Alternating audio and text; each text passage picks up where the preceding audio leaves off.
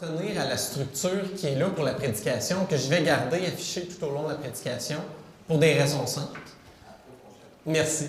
Pour des raisons simples, le texte n'est pas super harmonieux et vous allez voir qu'à mesure qu'on l'explore et qu'on plonge dedans, c'est facile de se perdre, un peu comme dans un boisé trop grand où ce serait facile de perdre le sens de l'orientation. Donc ça, cette structure-là, on va s'en servir tout au long de la prédication pour garder le cap, garder les choses le plus claires possible.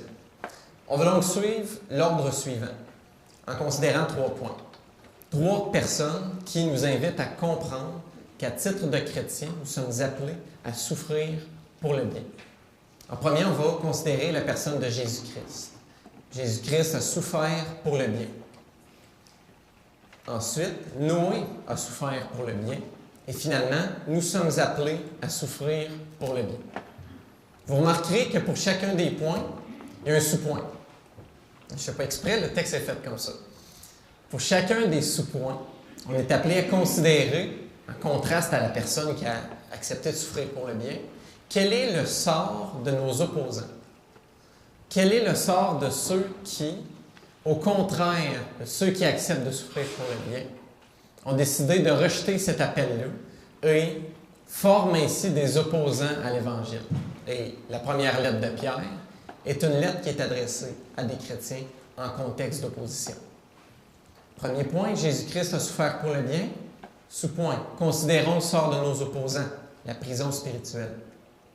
Deuxième point, Noé a souffert pour le bien. Sous-point, considérons le sort de nos opposants, la mort dans le déluge. Troisième point, nous sommes appelés à souffrir pour le bien. Troisième sous-point, considérons le sort de nos opposants, esclaves des désirs humains. Avant de commencer, je vais prier et lire le texte. Seigneur, merci pour le privilège que nous avons d'avoir une copie personnelle de la Bible, d'avoir les ressources pour la prêcher, non pas à voix haute comme ça, mais même avec des micros, avec un support comme ça visuel, dans un bâtiment qui est d'une opulence, d'une abondance incroyable. Merci pour ces grandes bénédictions, dont la plus grande est certainement celle que tu nous confies, ta parole. On veut la considérer avec sérieux ce matin, on veut la considérer avec tout le respect et le décorum qu'elle mérite.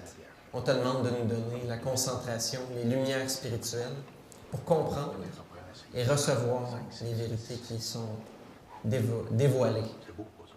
Accompagne-moi à prêcher de façon à ce que pour ma vie, pour celle des autres ici avec moi, on puisse en ressortir ensemble édifiés, individuellement et en tant qu'Église. Amen. On va donc lire ensemble la parole de Dieu. 1 Pierre, chapitre 3, versets 17 à 4, 2. Mieux vous souffrir en faisant le bien, si telle est la volonté de Dieu, qu'en faisant le mal. En effet, Christ aussi est mort une seule fois pour les péchés, lui juste pour les injustes, afin de vous amener à Dieu. Mis à mort selon la chair, il a été rendu vivant selon l'Esprit.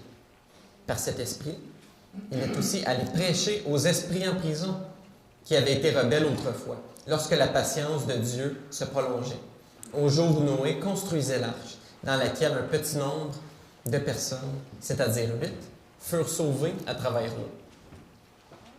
C'est une figure du baptême qui vous sauve, à présent, et par lequel on ne se débarrasse pas de la souillure de la chair, mais qui est la demande adressée à Dieu d'une bonne conscience par la résurrection de Jésus-Christ, qui, monté au ciel, est à la droite de Dieu et à qui les anges et les pouvoirs et les puissances ont été soumises. Ainsi donc, puisque Christ a souffert dans la chair, vous aussi armez-vous de la même pensée.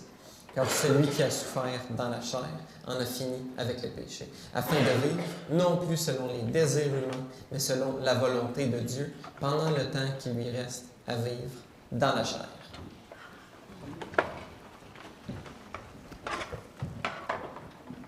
Premier point qu'on va regarder ensemble, Jésus-Christ a souffert pour le bien.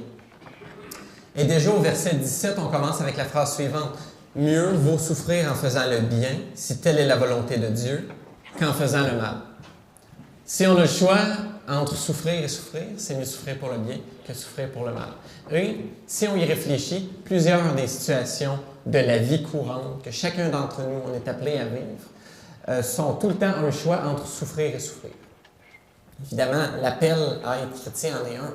Tu as le choix entre souffrir, porter ta croix, te renier toi-même et considérer plus grand que toi comme autoritaire sur toi, Jésus-Christ. Ou souffrir, c'est-à-dire vivre une vie durant un certain temps indépendante, séparée de Dieu sur terre. Puis il va s'en suivre une vie aussi séparée de Dieu après ta vie sur terre, qui va engendrer un certain nombre de souffrances. Et ces souffrances-là, même en menant une vie qui est indépendante à Dieu, c'est un certain nombre de souffrances qui est présent dès la vie sur terre aussi. En faisant le mal, ça inflige envers nous un certain nombre de souffrances. Mais d'autres situations de la vie sont similaires aussi. Se marier ou rester célibataire. Dans les deux contextes, on va vivre un grand nombre de bénédictions et un grand nombre de souffrances. La solitude pour le célibataire et le fait de devoir s'ajuster à un autre être humain quand on est marié. Avoir des enfants ou rester sans enfants. Les deux contextes vont engendrer un grand nombre de bénédictions et un grand nombre de souffrances. Plusieurs travails ici sont sur le marché du travail. Travailler avec diligence ou travailler avec paresse. Les deux contextes vont engendrer un certain nombre de souffrances. Il serait faux de dire qu'en travaillant diligemment, on ne subit pas le labeur que Dieu nous a dit qu'on subirait après la chute dans la Genèse.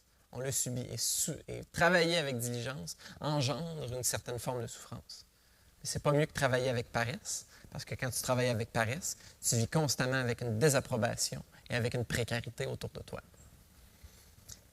Et plus grand que tous ces petits exemples-là de notre vie, eh bien, Pierre va prendre un grand exemple qui est celui de la vocation qu'on a à suivre le Christ, de l'appel qu'on a à suivre le Christ.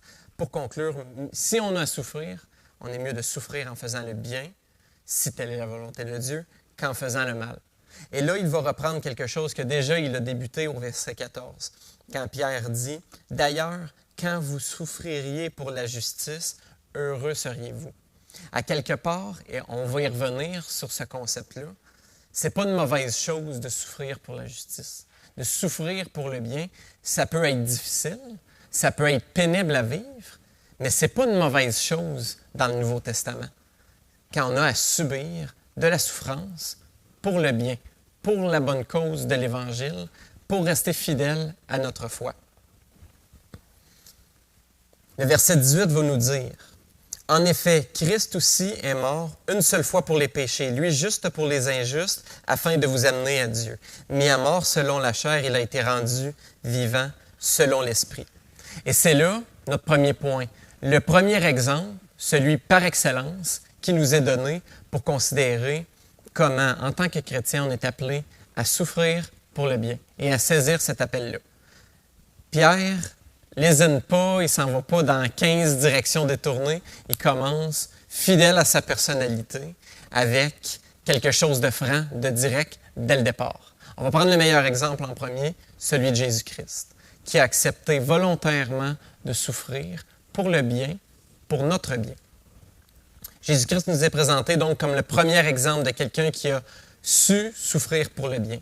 Il représente le modèle par excellence, à suivre en tout point. Et dans ce texte-là, il nous est présenté comme l'exemple de souffrance par excellence. Mis à mort dans son corps, selon la chair, Jésus accède à un honneur bien particulier. Il est rendu vivant quant à l'esprit. Une espèce de résumé très condensé de ce qu'on va voir au verset 22 plus loin. Qu'est-ce qu'on veut dire quand on dit que Jésus-Christ a été rendu vivant quant à l'esprit? Eh bien, ça va être développé. Tous les honneurs qui sont donnés à Jésus-Christ au moment où il est ressuscité par le Père. Et on va y revenir à ça. Pour l'instant, il est important de comprendre que Jésus-Christ, ayant accepté de souffrir volontairement pour le bien, se voit couronné d'honneur, se voit approuvé de Dieu. Cette souffrance-là pour le bien n'est pas laissée tout seul, comme dans un récit en queue de poisson qui finit nulle part. Ça finit à un endroit très précis, à être accueilli par le Père avec toute son approbation. En étant rendu vivant selon l'Esprit, Jésus-Christ témoigne de son triomphe sur la mort, témoigne qu'il est plus fort que la mort et que Dieu a l'autorité par-dessus la mort. Il a l'autorité de relever quelqu'un des morts et de lui octroyer la vie éternelle. Et il promet de faire la même chose avec quiconque se place sous l'autorité de Jésus-Christ. À titre de serviteur, à titre de ce qu'on pourrait appeler des valets, des vassaux de Jésus-Christ, on va se voir donner les mêmes honneurs que le grand roi Jésus si on accepte de se soumettre à son autorité une vie durant. Le texte continue. Par cet esprit, par l'esprit qui l'a relevé des morts, Jésus-Christ est aussi allé prêcher aux esprits en prison qui avaient été rebelles autrefois lorsque la patience de Dieu se prolongeait au jour de Noé. Et là, j'introduis le premier passage compliqué de notre texte d'aujourd'hui. C'est honnêtement un texte qui est truffé d'ambiguïté, puis de préparer cette prédication-là m'a demandé de me résoudre à la chose suivante. À chaque fois qu'il y a un passage compliqué, il va falloir que je le mentionne. Pourquoi? Parce que, d'un côté, j'avais le choix entre vous exposer chacune des suppositions qui nous permettraient d'interpréter, par exemple, le verset 19 et plus loin d'autres versets aussi, puis comment il y a façon de considérer tel ou tel argument pour prendre telle position, puis on serait ici encore en fin d'après-midi si je faisais ça. Ce qui fait que je ne le ferai pas. Ce que je vais faire à la place, à la grande tristesse de Jean-Luc, je ne pourrais pas faire ça, mais je vais décider de trancher sur une position que je vous suggère en être une qui est raisonnable, sur plusieurs versets compliqués, mais qui n'est certainement pas la seule qui est défendable. Seulement, c'est celle qui m'apparaît être la plus raisonnable en lisant les commentaires bibliques solides. C'est celle qui est défendue par quelqu'un qui me semble être tout à fait convenable. Et c'est celle que je vais vous proposer. Considérez simplement qu'il y en a plusieurs autres. On a donc le verset 19 qui nous décrit que par l'Esprit qui a relevé Jésus-Christ des morts, eh bien, Jésus est allé annoncer un certain message, il est allé prêcher à des entités, des esprits en prison. Donc, en prison, dans un certain lieu. Des esprits qui nous disent, qui nous sont décrits comme ayant été rebelles autrefois lorsque la patience de Dieu se prolongeait. Donc, verset tout à fait obscur qui va demander d'y aller section par section. Par l'Esprit de Dieu, donc, dans sa forme ressuscitée, Jésus-Christ s'est rendu pour aller prêcher à des esprits. Déjà, le mot « esprit », tel qu'il nous est présenté dans le texte original, c'est jamais un terme qui désigne une entité humaine ou physique. C'est toujours une entité spirituelle, soit des anges, soit des démons. Les exceptions à ça, c'est quand c'est vraiment très précisé. Là. Dans l'esprit de Jonathan, il s'est glissé une idée, là, tu comprends que c'est sa pensée. Mais autre que ça, c'est toujours des entités spirituelles. Donc ici, on peut déduire que c'en est des entités spirituelles à qui on s'adressait. Il est allé prêcher. Et jamais dans la Bible, on voit qu'on est appelé à évangéliser des entités spirituelles. Ce qui fait que quand Jésus s'en va prêcher à des esprits, il s'en va en fait annoncer quelque chose. Ça serait mieux traduit comme ça. Il s'en va déclarer quelque chose. Un message de triomphe, un message de victoire, quelque chose qui vient d'accomplir de grand. On va y revenir pour les détails. Donc, les esprits en prison qui avaient été rebelles autrefois lorsque la patience de Dieu se prolongeait au jour où Noé construisait l'arche. Donc, déjà, on a un lien très fort qui est fait avec l'époque de Noé. Si on tourne dans Genèse chapitre 6, ce qu'on a, c'est que cette scène-là où des entités spirituelles vont visiter des êtres humains et vont commettre le mal. Et dans la deuxième lettre de Pierre, là, on parle ici du chapitre 2, verset 4, on a ces entités spirituelles-là qui, ayant fait le mal, sont jetées par Dieu en prison. Et ce terme-là, prison, est aussi désigné dans Apocalypse 20 comme l'abîme. Donc, on a finalement des entités spirituelles qui ont fait le mal, qui ont été jetées dans l'abîme. Et là, Jésus-Christ, dans sa forme ressuscitée, se présente à eux et va leur proclamer son grand message de victoire sur la mort. Pas dans un but d'évangéliser ou de les racheter, c'est déjà dans une approche de condamnation qu'ils ont été mis dans cet abîme-là.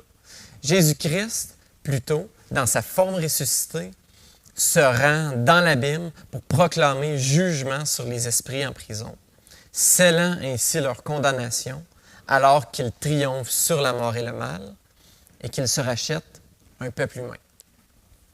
C'est la grande conclusion qu'on pourrait tirer de ce verset-là. Et c'est là aussi notre première pause.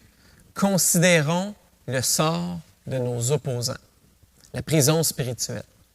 Alors que pour des entités spirituelles, ce sort-là est donné d'être séparés de Dieu éternellement et en attente du jugement de Dieu, d'être déjà séparés de Dieu dans un endroit négatif.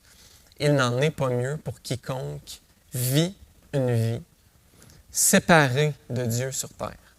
Comme je l'ai mentionné, une vie vécue dès notre existence ici sur terre, séparée de l'autorité de Dieu, eh bien Dieu est un Dieu qui est conséquent.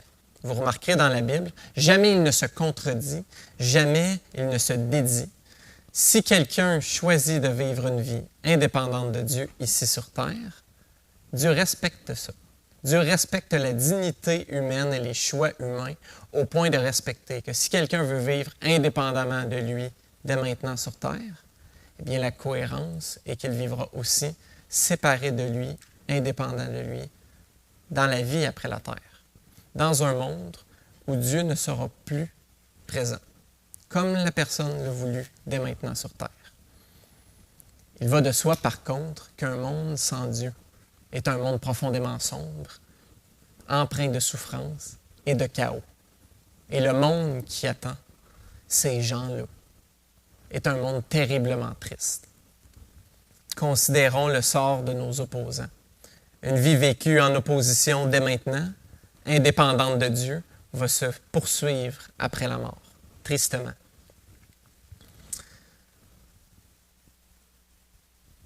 Donc, au contraire des opposants spirituels, nous sommes appelés à persévérer dans notre engagement à suivre Jésus-Christ, même dans les moments de souffrance, sachant à la lumière des honneurs qui nous attendent qu'il vaut bien mieux souffrir pour le bien que pour le mal. Et c'est cette même conclusion qu'on peut tirer de la vie de Noé, qui représente cette deuxième personne-là qui nous est donnée en exemple pour souligner la même grande vérité. Nous sommes appelés à souffrir pour le bien. Le texte continue. Donc, je le reprends du début. Là. Par cet esprit, Jésus-Christ est allé prêcher aux esprits en prison, qui avaient été rebelles autrefois lorsque la patience de Dieu se prolongeait, au jour où Noé construisait l'arche, dans laquelle un petit nombre de personnes, c'est-à-dire 8, furent sauvées à travers l'eau.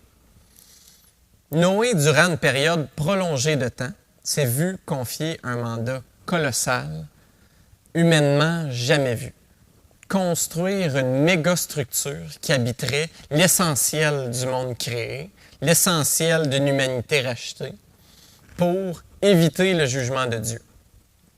D'abord, les experts s'entendent pour dire que la durée de construction de l'arche aurait duré entre 55 et 75 ans. J'ai, dans les récentes années, entrepris de rénover ma véranda. Et par obligation, bien honnêtement, on a eu un dégât d'eau et ça a demandé des rénovations majeures. Il fallait refaire la toiture, le revêtement intérieur, extérieur, le plancher, les fenêtres. Il fallait tout changer les fenêtres aussi. J'ai fait ça sur plusieurs années. Pour être honnête, j'ai commencé en 2017 puis j'ai fini cette année. À temps perdu, comme j'ai pu, j'ai enfin réussi à poser les dernières moulures. À travers ça, il y a le reste de la vie. Il fallait que je travaille quand même. J'ai ma vie de famille, j'ai ma vie avec Joanie. Il y a le reste de la maison à entretenir aussi. On veut s'impliquer à l'Église, on ne veut pas en faire une obsession de cette véranda-là non plus. Si bien que ça prend du temps, mais ça ne prend pas juste du temps. Je suis sûr que chacun d'entre vous qui ont fait construction ou rénovation, vous savez à quel point ça demande du labeur et de la détermination. Parce que là, il faut que tu planifies quels matériaux tu achètes. Il faut que tu ailles les acheter, il faut que tu planifies la livraison jusqu'à la maison. Puis là, tu n'as pas commencé. Là, il faut que tu installes ça, que tu saches comment l'installer, que tu l'installes comme du monde. Des fois, tu as besoin d'aide, il faut que tu planifies l'aide. À travers ça, des rénovations, ça fait un bordel fou. C'est sale partout. Il faut que tu nettoies, il faut que tu entretiennes. Puis à travers ça, il y a le reste de la vie. Ça prend du temps, c'est du labeur, ça demande de la persévérance. Et là, je vous parle d'une véranda qui est greffée à ma maison, qui changeait essentiellement strictement rien à ma vie. Là, Noé, lui, se voit confier un mandat profondément important, face auquel il a aussi à composer avec le reste de sa vie sa dévotion spirituelle, sa vie de famille, le fait de survivre puis d'entretenir sa vie. Je veux dire, il y a des repas à préparer, il y a une alimentation à avoir quand même pour lui, pour ses proches. Tout ça à travers le fait de construire une métastructure qui résisterait à un déluge légendaire. Déluge duquel Noé semblait déjà avoir été sensiblement au courant, puisqu'on voit dans la deuxième lettre de Pierre, encore une fois, c'est chapitre 2, je crois que c'est le verset 5, il est appelé le prédicateur de justice. Noé n'a pas juste passé son temps à faire de la menuiserie puis à construire un bateau, il annonçait aussi un message de jugement à venir, un message de jugement qui, manifestement, n'a pas été beaucoup écouté, parce qu'ils ont été 8 dans le bateau, plus les animaux. Donc, il y a quelque chose comme une vie à contre-courant qui était obligé de vivre Noé. C'était pas juste un labeur physique qui l'attendait, c'était toute une vie à contre-courant qui l'appelait, qu'il a accepté de vivre. Tu construis une méga structure alors qu'il n'y a pas plus de pluie que d'habitude. C'est supposé résister à, tu nous dis, un déluge qui s'en vient comme un jugement sur l'humanité, alors qu'il n'y en a pas de jugement, il n'y en a pas de déluge, et que l'essentiel des êtres humains s'en vont constamment à contre-courant de tes croyances. Et toi, parce que tu annonces, parce que tu fêtes tes journées, tu es constamment à contre-courant de ça. Noé nous est présenté ici, pas pour rien. C'est un exemple qui est choisi de façon particulière pour suivre à celui de Jésus-Christ. Il représente un exemple par excellence d'un croyant qui a su souffrir pour le bien, pour une durée prolongée de temps. Et ça a été honoré de Dieu. Il en découle une application que je veux vous partager. Alors que je sais pertinemment, pour ma vie personnelle, pour la vie de l'ensemble d'entre nous, on a à composer avec une multitude de souffrances qui varient d'un individu à l'autre. Certains ont des difficultés avec leur emploi, ont subi une perte d'emploi, ont subi une injustice au travail. D'autres ont des problèmes de santé physique qui se prolongent dans le temps. D'autres ont des problèmes de santé mentale qui se prolongent dans le temps, pour lesquels il ne semble pas y avoir d'issue. D'autres composent avec une précarité financière pour laquelle il ne semble pas y avoir de solution. Des conflits avec d'autres dans l'Église, des conflits avec d'autres au travail, des conflits avec d'autres à l'extérieur de ces sphères-là. Tous ces défis-là, Dieu nous les offre en nous invitant à nous engager face à lui, à souffrir pour le bien, à s'engager à adopter une posture dans nos actions, dans nos façons de penser, dans nos façons d'être, dans nos façons de parler, qui vont lui être honorables, même si on est dans un contexte qui nous est désagréable. Prendre cette posture-là est honorable face à Dieu. Et je me permets même de devancer une conclusion qu'on va explorer un peu plus loin. Prendre cette posture-là d'accepter volontairement de souffrir pour le bien nous forge plus encore à la ressemblance de Jésus-Christ. Si on veut ressembler davantage à Jésus-Christ, ça, là, c'est un secteur qu'on doit être prêt à prendre et à s'approprier pour notre vie, de souffrir volontairement pour le bien, parce que Jésus-Christ le fait aussi de sa vie. De l'exemple de Noé, on a là notre deuxième, considérons le sort de nos opposants, le déluge. Alors que Noé souffre pour le bien en faisant face à un défi de vie d'une ampleur historique, ceux qui s'opposent à Dieu s'orientent vers une vie qui, temporairement, implique moins de souffrance, mais éternellement en implique bien plus. Alors que Noé a accepté de vivre une vie à contre-courant, les eaux du déluge ont attendu ceux qui se sont opposés à Dieu par leur façon de vivre. Et Dieu a donc sévi avec ce jugement-là. Les eaux du déluge ou les eaux de la mort, comme on pourrait les appeler également, sont ensuite repris par Pierre pour approfondir le concept du baptême. Je vous dis que le texte est harmonieux. Ça, c'est un exemple parfait. Là, on a la vie de Jésus-Christ qui s'en va dans l'abîme prêcher. Là, on a la vie de Noé, puis là, on parle du baptême. Là, on en est là. C'est pour ça que le plan de texte il est si important. Oui, parce qu'au verset 21, ce qu'on a, c'est la mention suivante. Donc, c'était, c'est-à-dire le déluge, là, c'était une figure du baptême. Donc, Pierre, qui ne fait pas exception d'autres dans le Nouveau Testament, prend des concepts de l'Ancien Testament et va un peu les revisiter, les finaliser en les appliquant à une réalité du Nouveau Testament. L'exemple premier qui me vient toujours à l'esprit, c'est celui de l'agneau de Dieu. Donc, on a des animaux dans l'Ancien Testament qui étaient sacrifiés et Jésus-Christ nous est présenté comme l'agneau de Dieu. Ça, c'en est une application d'un concept de l'Ancien Testament au Nouveau Testament, où il est revisité. Eh bien, le concept du temple, c'est la même chose. En tant que groupe, en tant qu'Église, nous sommes le temple de Dieu, où, au milieu de nous, la réalité de l'Église est celle où on vit la présence de Dieu. Individuellement, on est également le temple de Dieu, où on habite le Saint-Esprit, la présence de Dieu. Et là, il y a des attentes de sainteté, il y a des attentes d'unité aussi qui sont liées à ça.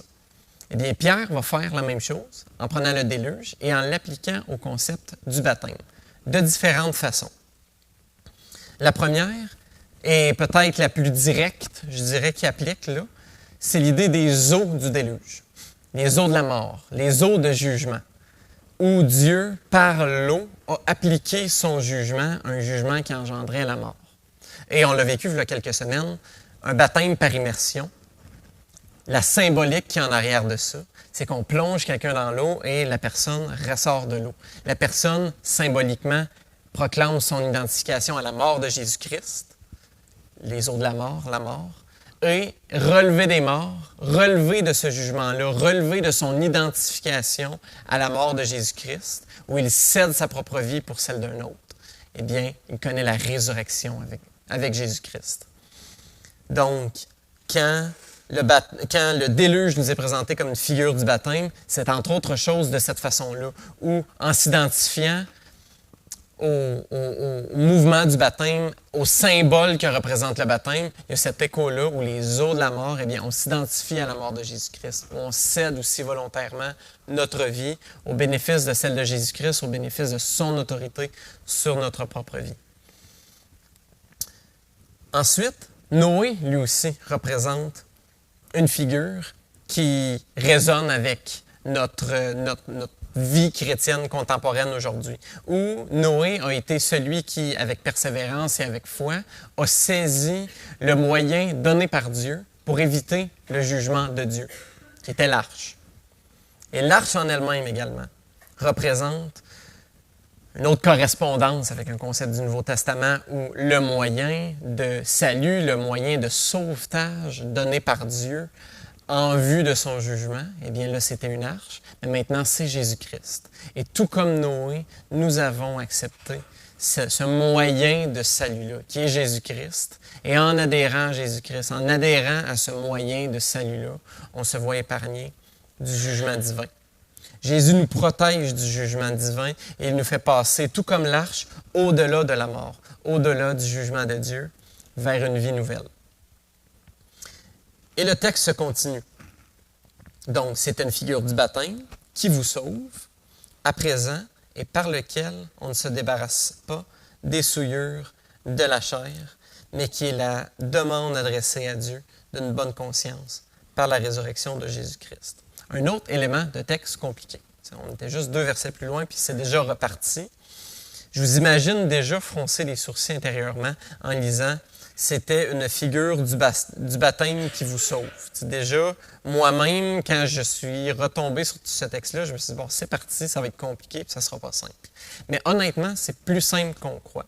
La phrase est bâtie de façon complexe, mais les grandes vérités bibliques restent toujours les mêmes. Et en prenant attention de la façon que la phrase est structurée, on vient vite qu'à comprendre qu'évidemment, ce n'est pas le baptême qui sauve, mais c'est cette adhérence-là, cette allégeance-là qu'on a donnée à Jésus-Christ et qu'on proclame plus tard par le symbole du baptême. On va quand même prendre le temps de décortiquer le texte en détail. Déjà, 1 Pierre, chapitre 1, verset 3, met la table très claire sur ce qui nous donne la régénération, ce qui nous donne une espérance d'être invités à voir la vie éternelle. Le chapitre 1, verset 3 nous dit « Béni soit le Dieu et le Père de notre Seigneur Jésus-Christ, qui, selon sa grande miséricorde, nous a régénérés par la résurrection de Jésus-Christ d'entre les morts pour une espérance vivante. La résurrection de Jésus-Christ est ce moyen par lequel, quand on y adhère, on est régénéré par Dieu. Maintenant, le baptême qui vous sauve, à présent. Ce que Pierre entend par là est expliqué juste un petit peu plus loin dans la phrase. Et il entoure deux éléments de phrase d'une espèce de précision. Donc, c'est une figure du baptême qui vous sauve, un premier élément, à présent, et par lequel on ne se débarrasse pas des souillures de la chair. C'est une espèce de parenthèse qu'il fait, qu'on va explorer, mais qui est la demande adressée par Dieu d'une bonne conscience. Il va définir le baptême. C'est juste qu'il prend un élément de phrase entre les deux qui vient un peu, je crois, rendre la chose un peu plus complexe à comprendre. Et ce deuxième élément de phrase, là, on le traite présentement. Et après ça, là, je vais revenir au baptême pour rendre la chose plus cohérente. Donc, baptême par lequel on ne se débarrasse pas des souillures de la chair. Le baptême n'a jamais été compris comme ce moyen-là qui nous vide de toute souillure morale, présente, passée ou future.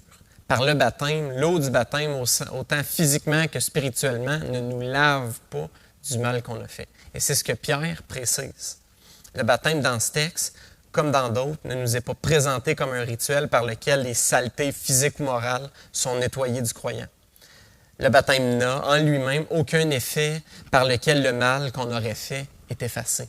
C'est plutôt une proclamation symbolique d'un acte passé. C'est là qu'on y tombe, d'ailleurs. Regardez comment la phrase elle est structurée. Je vais me permettre d'enlever ce deuxième bloc-là qu'on vient de voir pour vous montrer comment la phrase en soi elle est cohérente. Donc, le déluge, c'était une figure du baptême qui vous sauve, qui est la demande adressée à Dieu d'une bonne conscience. La définition du baptême, elle nous est présentée ici. Ce que représente le baptême, ça nous est dit dans cet élément de texte-là. C'est la demande adressée à Dieu d'une bonne conscience. Ou, ça pourrait être traduit peut-être un peu plus clairement par le baptême, c'est l'engagement d'une bonne conscience envers Dieu. Ce que proclame le baptême, c'est un engagement passé de quelqu'un qui, en toute bonne conscience, en le cœur pleinement convaincu, s'est engagé devant Dieu à lui déclarer son allégeance, à se soumettre à son autorité à lui. Le baptême qui sauve, ou plutôt l'aspect salvateur du baptême, découle de l'engagement de soi envers Dieu, un engagement qui doit être fait en toute bonne conscience, nous dit le texte, de plein cœur, sans être d'un cœur partagé. Cet engagement, c'est celui de se placer sous l'autorité divine de Dieu pour vivre selon ses prescriptions et selon ses exigences. Et cet engagement, il est ensuite publiquement proclamé par l'acte d'immersion que nous appelons le baptême. Cette réponse à Dieu, cet engagement-là d'une bonne conscience, doit être donné sans tiédeur, sans partialité. C'est la pureté du cœur envers Dieu qui est importante. Et le texte va préciser par la résurrection de Jésus-Christ. Cet engagement-là que nous prenons, même en toute bonne conscience, au meilleur de nous-mêmes, ne saurait être efficace sans un moyen externe à nous-mêmes pour nous donner le salut, c'est-à-dire la résurrection de Jésus-Christ. Le verset 22 va continuer en détaillant ce qui nous était dit au verset 18 plutôt, alors que l'auteur précise que Jésus a été rendu vivant selon l'Esprit. Et là, au verset 22, ce que Pierre va décrire, c'est les honneurs qui ont été donnés à Jésus-Christ au moment où il a été reçu par Dieu après sa résurrection.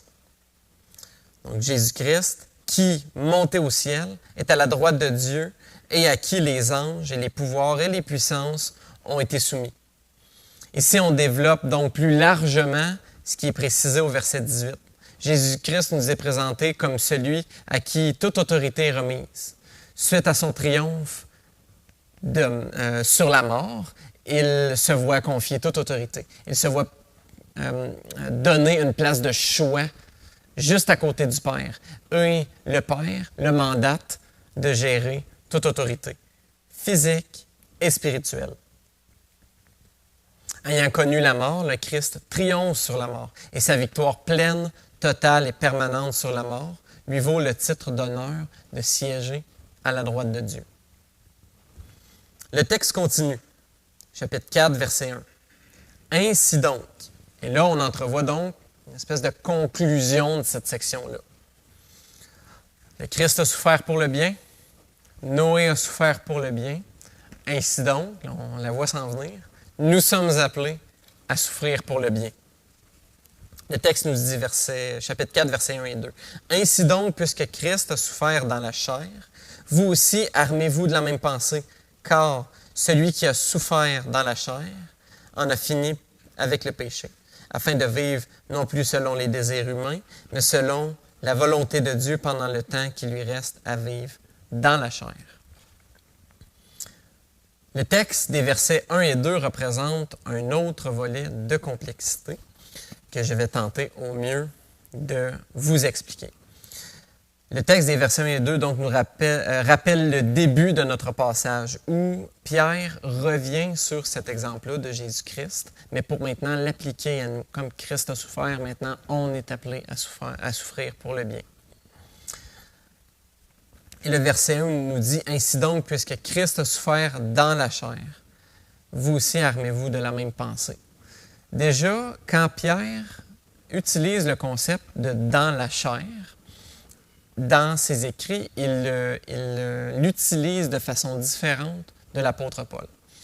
L'apôtre Paul, quand il parle de la vie dans la chair, ce qu'il veut dire, c'est notre corruption morale qui nous oriente à faire le mal. C'est ça, la chair pour Paul. Pierre, c'est différent.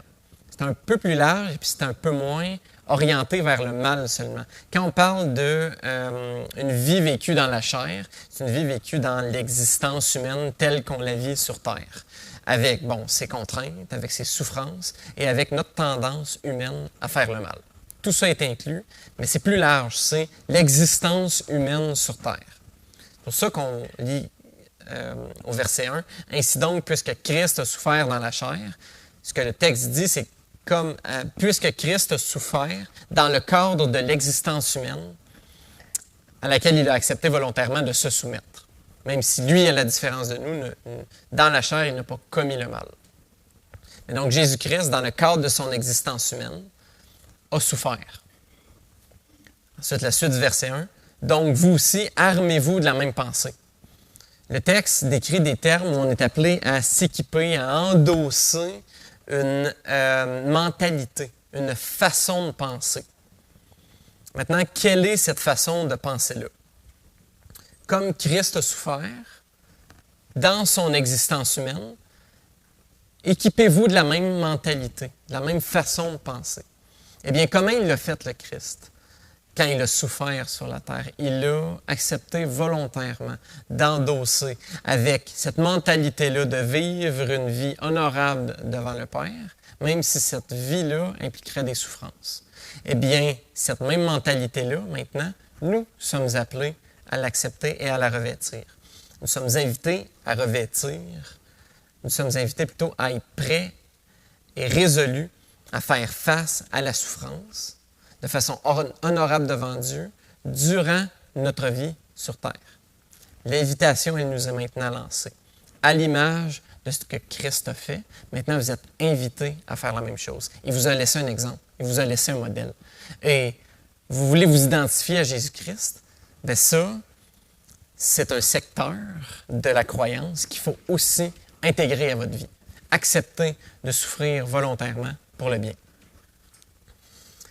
Et le texte continue au verset 2. Plutôt la fin du verset 1, excusez-moi, on est encore au verset 1. « Car celui qui a souffert dans la chair en a fini avec le péché. » Premièrement, de qui on parle ici? Donc là, on est appelé, on est invité à faire la même chose que Jésus-Christ a fait, à souffrir volontairement pour le bien, dans des circonstances où on est appelé soit à éviter ça ou à affronter ça. Et là, il y a un justificatif qui nous a donné, un peu comme un élément qui cherche à renforcer notre conviction, notre invitation à devoir le faire. « Car celui qui a souffert dans la chair en a fini avec le péché. » Et plusieurs façons d'interpréter cet élément de texte complexe-là. Mais des différentes façons d'interpréter, il semble y ressortir deux façons complémentaires d'interpréter cette phrase-là. Premièrement, de qui on parle? Celui qui a souffert dans la chair en a fini avec le péché. D'un côté, il semble qu'on parlerait de Jésus-Christ, qui, manifestement, a souffert dans la chair et en a fini avec le péché. Il a vaincu le péché pour toujours et il nous donne maintenant cette espèce de fenêtre d'opportunité-là où le péché n'a plus à avoir emprise sur nous. Il a vaincu le péché. Il a mis fin à cette emprise permanente-là du péché. Mais aussi, le texte peut nous être appliqué sans contredire son application à Jésus-Christ. Celui qui a souffert dans la chair en a fini avec le péché. Ou quand un chrétien souffre, il brise l'emprise du péché sur sa vie et contribue chaque jour à vaincre son emprise sur sa propre vie. C'est pas là un éloge de la souffrance pour souffrir, quand il y a façon d'éviter la souffrance, et il y a plusieurs façons de le faire qui sont tout à fait sensées, sages et logiques, je vous encourage à le faire. Personne n'est obligé de consommer du tabac au point d'en développer un cancer du poumon et d'en mourir. Il n'y a aucune gratification, il n'y a aucun honneur à ça. C'est juste triste et regrettable. On est toujours dans un contexte où on est appelé à souffrir pour le bien. Dans le contexte où on a ces situations de vie-là, où on a un choix à prendre entre éviter la souffrance ou y faire face, sachant que c'est la bonne chose à faire. Là. C'est dans ce contexte-là qu'on le dit. Alors, quand un chrétien souffre dans ce contexte-là, il brise l'emprise du péché sur sa vie et contribue chaque jour à vaincre son emprise sur sa propre vie. Afin de vivre non plus selon les désirs humains, mais selon la volonté de Dieu pendant le temps qui lui reste à vivre dans la chair, verset 2. Et donc là, la perspective, elle est donnée. Pendant le temps qu'on est appelé à vivre sur terre, en faisant face à ces souffrances-là, eh bien, on vit selon la volonté de Dieu pendant le temps qui nous reste à vivre, jusqu'au temps où soit Jésus va revenir, ou soit on va être appelé vers Jésus. Et plusieurs conclusions peuvent être tirées de ces deux versets-là ensemble. Et je vous en soumets 4. 1. Nous sommes invités à cesser de faire le mal pour ainsi rompre avec le péché. 2. Le Christ a souffert pour le péché lors de son passage sur terre. Et à cause de ça, il n'aura plus jamais à souffrir pour le péché. 3. De la même façon, notre combat personnel contre le péché aura un jour une fin définie dans le temps. Et 4. Être prêt et résolu à faire face à la souffrance, c'est d'accepter que notre vie sur terre est une lutte contre le péché. Application. Si quelqu'un veut vivre selon la volonté de Dieu, il doit accepter qu'il va y avoir des moments, des chapitres de sa vie, des secteurs de sa vie, dans lesquels il va être appelé à consciemment accepter de souffrir pour le bien, avec persévérance, avec résolution et avec courage. C'est là aussi notre troisième considérons, le sort de nos opposants. Alors que le verset 2 nous dit afin de vivre non plus selon les désirs humains, mais selon la volonté de Dieu pendant le temps qu'il lui reste à vivre dans la chair. Esclaves des désirs humains. Ceux qui ne sont pas résolus à suivre Jésus-Christ, se rendent esclaves des désirs humains. Ou, au même titre qu'on a le choix entre souffrir pour le bien et souffrir pour le mal, on a aussi le choix, sur terre, de la personne qu'on va désigner comme maître et de la personne ou la chose ou le concept ou l'idéal de qui on va accepter d'être esclave. Certains sont esclaves de leur carrière, d'autres de l'argent, d'autres des biens matériels, d'autres de la sexualité, d'autres de l'alcool, d'autres de l'approbation des autres, d'autres de la mode. Et il y a moult façons de se désigner un maître et de s'y soumettre comme esclave. Et ce que la Bible nous dit, c'est que l'essentiel de tous ces maîtres-là, en fait, vont engendrer souffrance, déception et une petite gratification partielle qui va probablement s'amenuiser avec le temps et disparaître complètement et vous laisser dans la déprime. Et de l'autre côté, on a Jésus-Christ, qui se désigne comme une autorité et qui nous appelle aussi à devenir son esclave, à devenir des gens qui vont se placer sous son autorité. Et en ce sens-là, plutôt que de vivre comme des esclaves des désirs humains, on est appelé à vivre de façon résolue, de façon honorable devant Dieu. Conclusion. On va rappeler d'abord nos 3 points. Jésus a souffert pour le bien. Noé a souffert pour le bien. Et nous sommes appelés à souffrir pour le bien. Concluons par l'application suivante. En souffrant pour le bien, un croyant se conforme à l'image de Jésus-Christ. Et c'est ce que j'ai devancé tantôt, plus tôt dans notre prédication. En souffrant pour le bien, un croyant se conforme à l'image de Jésus-Christ. Il n'est pas anormal de souffrir pour le bien. Jésus-Christ le fait. Et en acceptant volontairement de faire face, plutôt que de fuir, ce comportement-là est à la ressemblance de Jésus-Christ. C'est aussi une façon d'agir comme Jésus-Christ a agi. Au même titre que ce l'est de faire grâce, d'être humble, d'être diligent dans notre travail, d'être persévérant, d'être courageux, eh bien, d'accepter volontairement de faire face à la souffrance est aussi une vertu à la ressemblance de Jésus-Christ qu'on est appelé à accueillir pour notre propre vie. Chacun d'entre nous sommes appelés à agir comme des imitateurs de Dieu, alors que Dieu s'engage à nous transformer à la ressemblance de son Fils Jésus-Christ. Eh bien, en acceptant cet appel à souffrir sur la terre pour mener notre combat contre le péché, nous agissons comme des imitateurs de Dieu et nous présentons une ressemblance plus grande à Jésus-Christ. Prions pour terminer. Seigneur, merci pour ton support, ta présence constante et proactive sur nos vies. Tu ne nous laisses pas en plan, mais tu nous soutiens à chaque moment, à chaque instant. Et tu restes avec nous. Ce soutien éternel dans cette vie-ci, dans la vie à venir, pour nous donner grâce, paix, persévérance. Et ces moments de souffrance qu'on est appelés à vivre, je te demanderai de nous les donner comme des moments où on va saisir davantage cet appel-là, courageusement, à faire face à la souffrance. Et à le faire d'une façon qui t'est honorable. À le faire d'une façon où on va avoir le souci de faire le bien. Et de refléter ainsi plus la personne de ton Fils Jésus-Christ. Amen. On ne veut pas simplement vous laisser partir, on veut vous envoyer. Et je reviens donc sur 1 Pierre chapitre 1, verset 3, pour la commission et pour la bénédiction.